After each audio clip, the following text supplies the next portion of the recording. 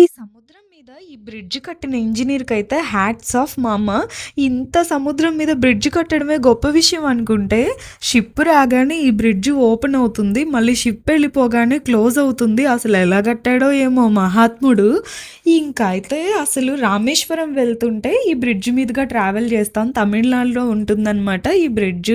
ఇదిగిదిగో ఇక్కడిక్కడే ship రాగానే open అవుతుంది. మళ్ళీ షిప్ వెళ్ళిపోగానే క్లోజ్ అవుతుంది.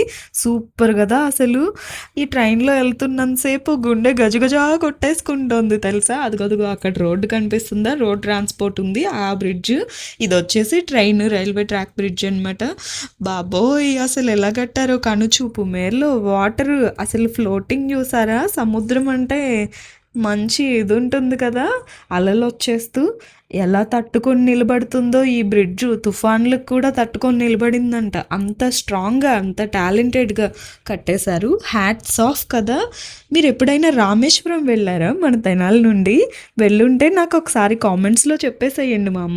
ఇలాంటి జర్నీ లైఫ్‌లో ఒక్కసారైనా చెయ్యాలబ్బా!